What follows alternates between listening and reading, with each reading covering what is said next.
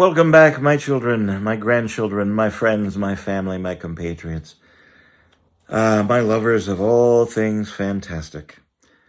Continuing on in The Wizard of Oz. The Wizard of Oz. Really enjoying this, but we're getting down to it. Chapter 21. The Lion Becomes the King of the Beasts. When a chapter starts with a spoiler, that's all I'm saying. Chapter 21. After climbing down from the Great Wall of China, the travelers found themselves in a disagreeable country, full of bogs and marshes and covered with tall, rank grass. It was difficult to walk far without falling into muddy holes, for the grass was so thick that it hid them from sight.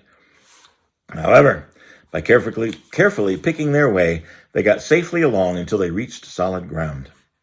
But here, the country seemed wilder than ever, and after a long and tiresome walk through the underbrush, they entered another forest, where the trees were bigger and older than any had ever seen. "This forest is so delightful," declared the lion, looking around him with joy. "Never have I ever seen a more beautiful place." "Seems gloomy," said the scarecrow. "Not a bit of it," answered the lion. "I would like to live here for my entire life. See how soft the dried leaves are under your feet, and how rich and green the moss is that clings to these old trees. Surely no wild beast could wish for a pleasanter home." Pleasanter. "Perhaps there are wild beasts in the forest now," said Dorothy, ever the optimist. "I suppose there are," returned the lion, "but I do not see any of them about." They walked through the forest until it became too dark to go any further. Dorothy and Toto and the lion lay down to sleep, while the woodman and the scarecrow kept watch over them, as usual. When morning came, they started again. Before they had gone far, they heard a low rumble, as of the growling of many animals. Toto whimpered a little, but none of the others was frightened, and they kept along the well-trodden path until they came to an opening in the wood, in which there were gathered hundreds of beasts of every variety. There were tigers and elephants and bears and wolves and foxes and all the others in natural history, and for a moment Dorothy was afraid. But the lion explained that the animals were holding a meeting, and he judged by their snarling and growling that they were in great trouble. As he spoke, several of the beasts caught sight of him, and at once the great assemblage hushed as if by magic. The biggest of the tigers came up to the lion and bowed, saying, "Welcome, O King of the Beasts! You have come in time to fight our enemy and bring peace to all the animals of the forest once more." "What's your trouble?" said the lion quietly. "We are all threatened," said the tiger, "by a fierce enemy which has lately come into the forest. It is a most tremendous monster, like a great spider, with a body as big as an elephant and legs as long as a tree trunk. It has 8 of those long legs. You know, like a spider. And as the monster crawls through the forest, he seizes an animal with a leg and drags it into his mouth, where he eats it as a spider does a fly. Not one of us is safe while this fierce creature is alive, and we have called a meeting to decide how to take care of it ourselves when you came among us." The lion thought for a moment.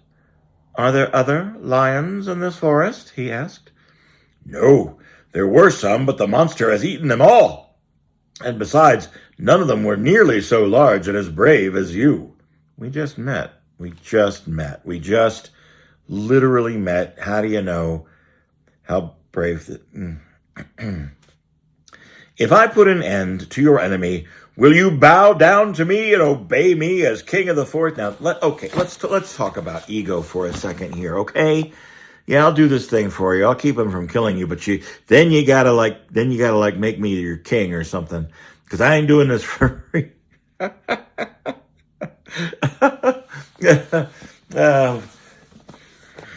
Kids, just between me and you, that ain't bravery. That's not courage. Yeah, pay me to do a thing for you.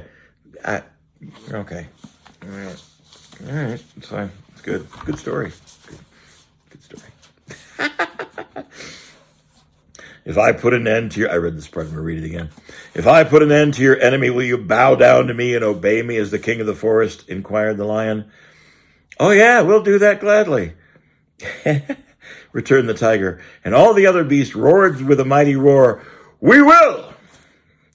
Where is this great spider of yours now? Asked the lion. Yonder. Yonder, among the oak trees, said the tiger, pointing with his forefoot. Tigers have 4 feet. This was probably his fourth one. Probably, that one. That one. Bottom. Right. Yeah. Take good care of these friends of mine, said the lion, for I will go at once to fight the monster. You got a guy with an axe with you, right? You got your own Gimli, like walking around with you, carry the axe, right? Stand. There's brave and then there's stupid.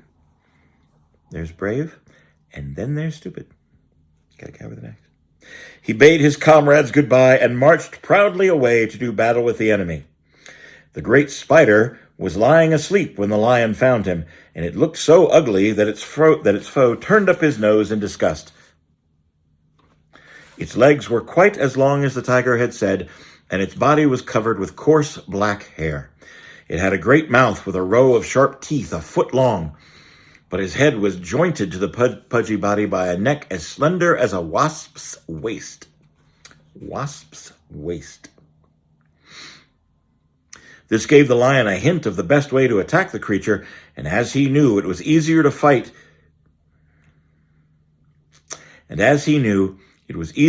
it while it was asleep than when it would be awake.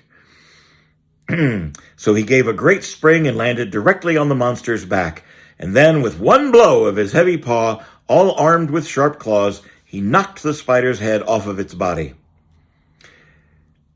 Jumping down, he watched it until the long legs stopped wiggling, and then he knew it was quite dead. The lion went back to the opening where the beasts of the forest were waiting for him and said proudly, "You need fear your enemy no longer, because I killed him while he was asleep, because I'm a brave lion, full of courage. I am full of courage." And then the beasts bowed down to the lion as their king, and promised to come back and rule over them as soon as Dorothy was safely on her way back to Kansas. It's getting goofy. I'm sorry, it's just getting goofy. I like this book. I love this story. I am brave. I killed a spider while it was asleep. Rock on, rocker.